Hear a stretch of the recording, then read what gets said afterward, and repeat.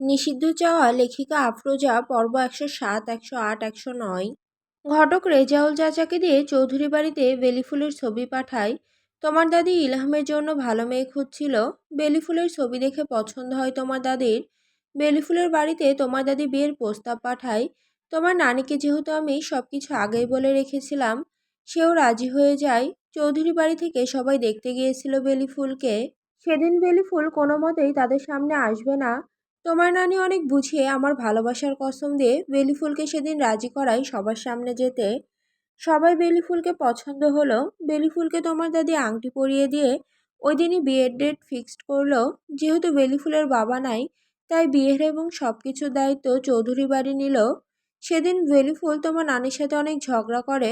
আমাকে ছাড়া সে অন্য কাউকে বিয়ে করবে না। পরের দিন আমার অফিসে আসে আমার সাথে দেখা করতে। আমি বেলিফুলের থেকে পালানোর জন্য অফিস থেকে বাড়িতে চলে যাই। বেলিফুল আমার বাড়িতেও গিয়েছিল, কিন্তু দারোয়ান বেলিফুলকে বাড়িতে ঢুকতে দেয় নাই। বেলিফুল বোরকা পরে মসজিদের সামনে দাঁড়িয়ে থাকতো। আমি নামাজ পড়তে গেলে আমার সাথে কথা বলবে, কিন্তু আমি নিজেকে ঘরবন্দি করে ফেলি। বেলিফুলের যেদিন গায়ে হলুদ ছিল সেদিন বেলিফুল সুইসাইড করার চেষ্টা করে, কিন্তু কপাল ভালো তোমার নানি দেখে ফেলে। তোমার নানি বেলিফুলের মাথায় কোরআন শরীফ উঠিয়ে দিয়ে প্রতিজ্ঞা করিয়েছিল আর কোনোদিন যেন বেলিফুল সুইসাইড করার চেষ্টা না করে। বেলিফুল যদি বিয়ে না করে তোমার নানির মরামুখ দেখে, তোমার নানি আমার ভালোবাসারও কসম দেয়। তারপর বেলিফুল বিয়েতে রাজি হয়। যেদিন বেলিফুলের বিয়ে ছিল সেদিন আমি বেলিফুলদের বাড়ির পুকুর ঘাটলায় দাঁড়িয়েছিলাম, একবার শুধু নিজের চোখে দেখার জন্য বউ সাজে আমার বেলিফুলকে কেমন লাগে। কাজী সাহেব বিয়ে পড়ানো শুরু করে দেয়। ইলহাম কবুল বলে দেয়, কিন্তু বেলিফুল কবুল বলছিল না। সবাই জোরাজোরি করে কবুল বলার জন্য। ঘণ্টাখানেক পরে বেলিফুল কবুল বলে অজ্ঞান হয়ে গিয়েছিল। বেলিফুলের জ্ঞান ফেরার পরে বেলিফুলকে পালকিতে ওঠানো হয়। বেলিফুল পালকির পর্দা সরিয়ে পুকুর ঘাটলার দিকে তাকায়। আমাকে দেখে ফেলে বেলিফুল। আমাদের দুজনের চোখাচোখি হলো। বেলিফুল পালকি থেকে নেমে দৌড়ে আমার কাছে আসা দিল। আমাকে যাতে কেউ না দেখে তাই আমিও দৌড়ে পিছনের রাস্তা থেকে বেরিয়ে আসি। বেলিফুলও আমার পিছে পিছে দৌড়ে আসছিল। তোমার নানি বেলিফুলকে আটকায়। বেলিফুল সেদিন আমার পিছনে দৌড়াতে গিয়ে পড়ে গিয়েছিল। শাড়ি পরে দৌড়াতে পারছিল না। সেদিন আমার নিজেকে কাপুরুষ মনে হচ্ছিল। সজল, আব্বাজান কি সব কিছু জানতো? বাদশাহ, ইলহাম জানতো তোমার আম্মা কাউকে ভালোবাসে, কিন্তু সেই ব্যক্তি যে আমি তা এখনো জানে না। সজল, আপনার স্ত্রী তো নিশ্চয়ই আম্মার কথা জানে। বাদশাহ, রুহানি তো জানে, কিন্তু সেই মেয়ে যে তোমার মা তা জানে না। সজলের কেন জানি চেয়ারম্যানের জন্য খারাপ লাগছে। বাদশাহ, আমি মানসিক রোগী হয়ে যাই, কারোর সাথে কথা বলতাম না, ঘর থেকে বের হতাম না, দিনরাত ২৪ ঘন্টা নেশা করতাম। আমার সব কিছু মোস্তফা ভাই সামলাতো। রুহানি আর আম্মা আমার খেয়াল রাখতো। আমি রুহানিকে দেখতেই পারতাম না। রুহানি আমার কাছে আসলেই আমি রুহানিকে মারতাম, গালিগালাজ করতাম। রুহানি আর আম্মা প্ল্যানিং করে আমার খাবারের সাথে আমাকে ইনহিবিটর ওষুধ খাওয়াতো। আমি নেশাগ্রস্ত অবস্থায় থাকতাম। ওই ওষুধের প্রভাবে আমি রুহানির সাথে শারীরিক সম্পর্ক করতাম। রুহানি প্রেগনেন্ট হয়ে যায়। মোস্তফা ভাই আমার জন্য বাহির থেকে ডাক্তার আনিয়ে আমার চিকিৎসা করাতে শুরু করেন। ধীরে ধীরে আমি স্বাভাবিক হতে থাকি। ৭-৮ মাস লেগে যায় আমার পুরোপুরি সুস্থ হতে। ততদিনে রুহানিও ফুটফুটে মেয়ে জন্ম দেয়। আমি কাজে কর্মে ব্যস্ত হয়ে যাই। তখন রুহানি আমার কাছে স্ত্রীর স্বীকৃতি চায়। আমি আমার বড় মেয়েকে অস্বীকার করি। মেয়ে হওয়ার পরে রুহানি ভালো হয়ে যায়, নেশা করা বন্ধ করে দেয়, একজন দায়িত্বশীল মা হয়ে ওঠে। রুহানি আর আম্মা প্ল্যানিং করে প্রতি রাতে আমাকে ইনহিবিটর ওষুধ খাওয়াতো। ৪ বছরে ৪টা সন্তান হয় রুহানির, কিন্তু কোনো সন্তানের জন্মের সময় আমি রুহানির পাশে ছিলাম না। রুহানিকে তখন আমি বিয়ে করিনি, কিন্তু সবাই জানতো রুহানি আমার স্ত্রী, আমার সন্তানের মা। গভীর রাতে রুহানি আমার পা ধরে কান্না করত, স্ত্রীর স্বীকৃতি চাইতো, সন্তানদের বাবা হতে বলতো। আমার কথা ছিল আমি কোনোভাবে ওকে বিয়ে করব না। কেটে গেল বেশ কিছু বছর। মোস্তফা ভাই একদিন আমাকে আর রুহানিকে তাদের বাড়িতে যেতে বলে। মোস্তফা ভাইয়ের বাড়িতে আমার আর রুহানির বিয়ে হয়। সেই রাতে ইচ্ছাকৃতভাবে আমি রুহানির কাছে গিয়েছিলাম। আমি রুহানিকে আঁকড়ে ধরেছিলাম। ২-৩ মাস পরে জানতে পারি রুহানি প্রেগনেন্ট। আমি তখন রুহানির অনেক যত্ন নিতে শুরু করি। ইসরাতের জন্মের পরে প্রথম ইসরাতকে আমি কোলে নিয়েছিলাম। সজল, আম্মাজানকে বিয়ে করলে আম্মাজানের ক্ষতি হয়ে যেত, কিন্তু রুহানি খানের তো এত বছরেও কোনো ক্ষতি হলো না। কেউ কিছু করল না রুহানি খানের, আপনারা তো দিব্যি সংসার করছেন। বাদশাহ বোকার মতন প্রশ্ন করলা, তোমার থেকে আমি এমন প্রশ্ন আশা করি নাই। আমার বাড়িতেই তো বড় শত্রু ছিল। রুহানি কি বেলি ফুলকে বাঁচতে দিত? আমার মা কখনোই বেলি ফুলকে মেনে নিত না। আমি যদি বেলি ফুলকে নিয়ে আলাদা বাড়িতেও থাকতাম, সারাদিন তো বেলি ফুলের একা থাকতে হতো। আমার তো অফিসের কাজের কারণে বাইরে বের হতে হতো। তখন বেলি ফুলের গ্যারান্টি কে নিত? আমার শত্রুরা তখন বেলি ফুলের উপরে হামলা করত। মোস্তফা ভাইও তখন আমার পাশে দাঁড়াতো না। আমি কোনো পাপের রাজ্যের জগতের রাজা ছিলাম না। আমি ছিলাম প্রজা। বেলি ফুলকে আমার পরিবার হোক বা অন্য কেউ ক্ষতি করত, রুহানির কোনো ক্ষতি হয়নি কেন জানো? কুত্তার গোস্ত কুত্তা খায় না, কুত্তা বেড়ালের বাচ্চা খেতে পছন্দ করে। আমার বেলি ফুল ছিল বেড়াল, আর আমার চারপাশের লোক হচ্ছে কুত্তা। কুত্তাদের থেকে বেলি ফুলকে বাঁচানোর জন্যই আমি তাকে আঁকড়ে ধরি নাই। সজল, তাহলে কুত্তার হাতে আপনি আমার সন্তানকে আর স্ত্রীকে কিভাবে তুলে দিলেন? বাদশাহ ভারী নিঃশ্বাস ছেড়ে বলল, মোস্তফা ভাই যে এই কাজ করতে পারে তা আমার বিশ্বাস হচ্ছে না। ইসরাতকে মোস্তফা ভাই অনেক ভালোবাসতো।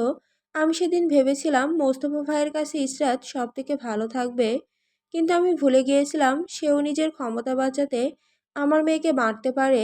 আমি তোমার কাছে অপরাধী। যেই শাস্তি দিবা তা আমি মাথা পেতে নিব।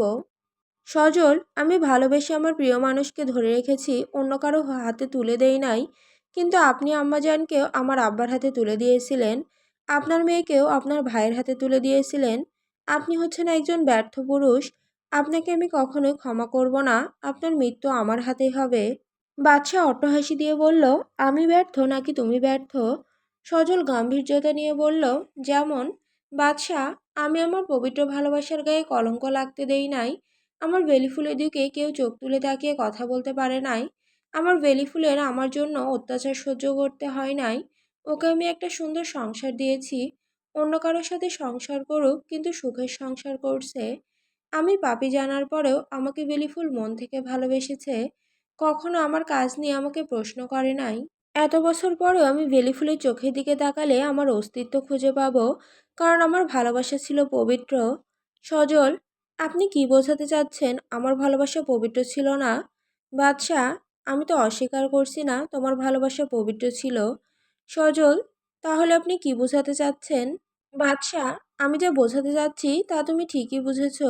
নিজেকে প্রশ্ন করো, তাহলে প্রশ্নের উত্তর পেয়ে যাবে। সজল হেয়ালি না করে খোলসা করে বলুন, বাদশাহ, তুমি নিজের সন্তানকে বাঁচাতে পারো নাই, এটা তোমার ব্যর্থতা। আমার মেয়েকে অত্যাচার করেছে, এটাও তোমার ব্যর্থতা। আমার মেয়ের চোখে চোখ রেখে কখনো বলেছো তুমি যে পাপের সাম্রাজ্যের রাজা। আমার মেয়ে কখনো তোমার এই অন্ধকার জগৎকে মেনে নিবে না, কারণ ও আমার মেয়ে। কাঠগড়ায় দাঁড়িয়ে দেখেছিলে সেদিন কিভাবে সত্য বলেছিল। ইসরাতকে মারা হয়েছে, তোমাকে মারার ভয় দেখিয়েছে, তারপরও সত্যি বলতে পিছপা হয়নি। ইসরাত হচ্ছে অগ্নি, আগুন, যে আগুন দিয়ে তোমাকে জ্বালিয়ে দিবে। ইসরাতকে এত সহজভাবে নিও না। ওর শরীরে খান বংশের রক্ত বইছে। তুমি পুরো দুনিয়ার কাছে জিততে পারলেও আমার মেয়ের কাছে হেরে যাবা। কারণ হচ্ছে আমার মেয়েই তোমার দুর্বলতা। যেদিন ইসরাত সব সত্যিটা জানতে পারবে, সেদিন ইসরাতের চোখের দিকে তাকালে তোমার জন্য শুধুই ঘৃণা দেখতে পারবে। হ্যাঁ, আর একটা কথা, তুমি যদি আমার মেয়ের ও তোমার ভালো চাও, এ দেশ ছেড়ে চলে যাও, কারণ আমি চাই না তোমার জন্য আমার মেয়ের আর কোনো ক্ষতি হোক। তুমি মোস্তফা ভাইয়ের হাত পা কেটে দিয়েছো ইসরাতের গায়ে হাত তোলার কারণে। তুমি এখন যাদের সাথে পাঙ্গা নিয়েছো তারা তোমার জন্য ইসরাতের ওপরে হামলা করতে পারে যে কোনো সময়। তাই সময় থাকতে ওকে নিয়ে চলে যাও। তুমি আমার মেয়েকে অনেক ভালোবাসো, আমার মেয়েও তোমাকে অনেক ভালোবাসে, কিন্তু তোমার শত্রুরা তোমার ক্ষতি করতে না পারলে ইসরাতের ক্ষতি করবে। সজল, আমি আপনার মতন ভীতু নই, মৃত্যুকে ভয় পাই না। আমি এই খেলা শেষ না করে কোথাও যাব না। বাদশাহ, পাগলামি করো না, এত জিদ ভালো না। যা বলছি তা করো, দরকার হলে আমাকে মেরে ফেলো। আমি তো তোমার বড় শত্রু। আমাকে মেরে তুমি আমার মেয়েকে নিয়ে চলে যাও। সজল, বা মেয়ের জন্য আমার হাতে মরতেও রাজি। বাদশাহ, আমি তিনজন মানুষকে নিজের থেকেও বেশি ভালোবাসি, বেলিফুল, রফিক, ইসরাত। রফিককে আমি বাঁচাতে পারি নাই, কিন্তু এই দুজনকে বাঁচানোর চেষ্টা আমি মৃত্যুর আগ পর্যন্ত করে যাব। সজল, তাহলে আপনার মৃত্যুর আগ পর্যন্ত আপনার মেয়েকে আপনি রক্ষা করুন, আমি আমার কাজ চালিয়ে যাই। বাদশাহ, সবসময় আমাদের অনুকূলে সব কিছু থাকে না, বোঝার চেষ্টা করো। সজল, আমি কখনো এই দেশ ছেড়ে পালাবো না। বাদশাহ পালাতে কে বলছে? আমার মেয়েকে নিয়ে তুমি যুক্তরাষ্ট্রে চলে যাও। সজল, কোথাও যাব না, রাজমহল গ্রামের পাপের মাথা আমি উজড়ে ফেলবো। বাদশাহ, তুমি ঘাড়ত্যাড়া হয়েছো একদম বেলি ফুলের মতন। বেলি ফুলও যেমন কারো কথা শুনতো না, তুমিও ঠিক তেমন কারো কথা শোনো না। জামাল, আব্বা আপনাকে দাদুমণি ডাকছে। বাদশাহ, আমি আসছি, তুমি যাও। বর্তমান রুহানির নিথর দেহ খাটের উপরে পড়ে আছে। ইসরাত রুহানির বুকের উপরে মাথা রেখে শুয়ে আছে। সবাই ইসরাতের দিকে অবাক দৃষ্টিতে তাকিয়ে আছে। যে মেয়ে কিছু হলে ভেঙে পড়ে কান্নাকাটি শুরু করে দেয়, কিন্তু সেই মেয়ে নিজের মায়ের মৃতদেহের বুকের উপরে শুয়ে আছে চুপচাপ। ইসরাতের চোখ দুটো শান্ত, চোখের গভীরতায় অনেক চোখের ভেতর লুকিয়ে রেখেছে হাজারো কষ্ট বেদনা। জামাল রুহানির পায়ে চুমু দিচ্ছে আর কেঁদে কেঁদে বলছে, আম্মা উঠুন বলছি। আপনার নীরবতা আমার একদম সহ্য হচ্ছে না। আমি তো বাড়িতে আসলেই বক বক করে সারাদিন আমার মাথা খেয়ে ফেলতেন। বয়স তো কম হলো না, বিয়েটা করে নে। আমি মরে গেলে কে তোর দেখাশোনা করবে? আম্মা কি আমাকে প্রতিদিন রাত্রে জোর করে খাবার খাইয়ে দেবে? প্রতিদিন সকালবেলা আমার পছন্দের খাবার রান্না করে বসে থাকতেন। আমি কখন ঘুম থেকে উঠে সেই খাবার খেয়ে আপনার রান্নার প্রশংসা করব? আম্মা উঠুন বলছি। জামাল পাগলের মতো কান্না করতে শুরু করলো। সজল জামালের পাশে বসে কাঁধে হাত রেখে বলল, এভাবে কান্না করলে অসুস্থ হয়ে পড়বি তো। এখন তো শক্ত থাকার সময়, ভেঙে পড়ার সময় না। সব কিছু তো সামলাতে হবে। রুহানি খান বেঁচে থাকলে কখনোই চাইতো না তুই এভাবে ভেঙে পড়িস। সে সব সময় তোর পাশেই থাকবে। হয়তো তার দেহটা আর থাকবে না, কিন্তু তার অস্তিত্ব তোর সাথে মিশে থাকবে। ফাতেমা খান রুহানির মাথায় হাত বোলাতে বোলাতে কপালে চুমু দিচ্ছে আর মনে মনে কল্পনা করছে, সবাই তাকে ছেড়ে চলে গেলেও রুহানি কখনোই তাকে ছেড়ে কোথাও যায় নাই। রুহানির বাবা মারা যাওয়ার পরে ফাতেমা খান রুহানিকে আগলে রেখেছে। রুহানিও কখনো তার মুখের ওপরে কথা বলে নাই। রুহানির টাকার ক্ষমতার কোনো কিছুরই অভাব ছিল না। রুহানির বাবার সব কিছুই রুহানির ছিল, কিন্তু বাদশাকে ভালোবেসে নিজের সব কিছু ত্যাগ করেছে। কিন্তু আফসোস, রুহানি কখনোই বাদশার ভালোবাসা পায়নি। সবসময় বাদশা রুহানিকে লাঞ্ছনা অপমান ছাড়া আর কোনো কিছুই দেয় নাই। রুহানি কখনো কাউকে কিছু বলতো না, সবসময় বাচ্চাদের সামনে বাদশার প্রশংসা করত। স্বামী হিসেবে বাদশা বেস্ট, সবসময় এটাই বলতো।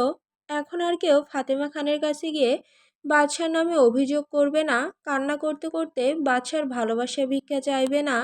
আর কেউ বলবে না, আম্মা আমাকেও ভালোবাসে না কেন? আমার কিসের কমতি আছে বলুন না, আমি নিজেকে চেঞ্জ করব। বাদশাহ চোখ বন্ধ করে বড় একটা শ্বাস নিল। রুহানির লাশের সামনে এগিয়ে গেল।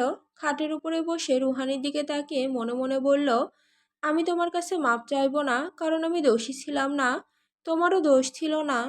তুমি আমাকে ভালোবেসেছো, কোনো অন্যায় করো নাই, কিন্তু আমি তোমাকে ভালোবাসতে পারি নাই। তুমি আমার অযত্নে অবহেলায় নিজেকে মানিয়ে নিয়েছিলে। আমার সন্তানের মা তুমি, তোমার প্রতি আমার কোনো অভিযোগ নাই। তোমাকে আল্লাহ বেহেশত নসিব করুক। আমার মতো অগোছালো এলোমেলো মানুষকে আঁকড়ে ধরেছিলে এত বছর, কোনো কিছুর অভাব আমাকে দাওনি তুমি। সব সময় নিজের 100% দিয়েছো, কিন্তু আমি তোমাকে কিছুই দিতে পারলাম না। তোমার হয়তো আমার উপর অনেক অভিযোগ, যাওয়ার আগে আমাকে কিছু বলেও যেতে পারলে না। তোমার কি আমাকে কিছু বলার ছিল? ইহানা হুরাইয়াকে জড়িয়ে ধরে কান্না করছে। ইহানার খুব কষ্ট হচ্ছে। ইহানা যতবার ইসরাতের জন্য খানবাড়িতে এসেছে, রোহানি সবসময় নিজের মেয়ের মতন ইহানার যত্ন নিত। স্কুলে টিফিনের সময় ভাত মাখিয়ে ইসরাতকে আর ইহানাকে খাইয়ে দিত। ইহানা ডুকরে ডুকরে কান্না করছে। হুরাইয়া পাথরের ন্যায় দাঁড়িয়ে বাদশার দিকে তাকিয়ে আছে। এত বছরেও মানুষটা চেঞ্জ হয়নি। মানুষটা তাকে নিঃসঙ্গ একা করে ছেড়ে চলে এসেছিল। আল্লাহর কি নির্মম পরীক্ষা! আজ তার সঙ্গী তাকে ছেড়ে চলে গেল। হোরাইয়ার আজ খুশি হওয়ার কথা, কিন্তু হোরাইয়া খুশি হতে পারছে না, কারণ তার ভিতরে মনুষ্যত্ব আছে। ইমতিয়াজ এক এক করে সবাইকে কল দিয়ে রুহানি খানের কথা জানাচ্ছে। বাড়ির কাজের মেয়েদেরকে বড়ই পাতা দিয়ে গরম পানি করতে বলল। ইমামকে কল করে বলছে মসজিদের মাইকে সবাইকে জানিয়ে দিতে রুহানি খান ইন্তেকাল করেছেন। ইসরাত মাথাটা জাগিয়ে মাথায় ওড়না দিয়ে রুহানি খানকে ডাকতে শুরু করলো। আম্মা এখনো শুয়ে আছেন যে? উঠুন বলছি, আমার মাথায় তেল দিয়ে দিবেন। অযত্নে চুলগুলো জট বেঁধে গিয়েছে। আম্মা উঠছেন না কেন?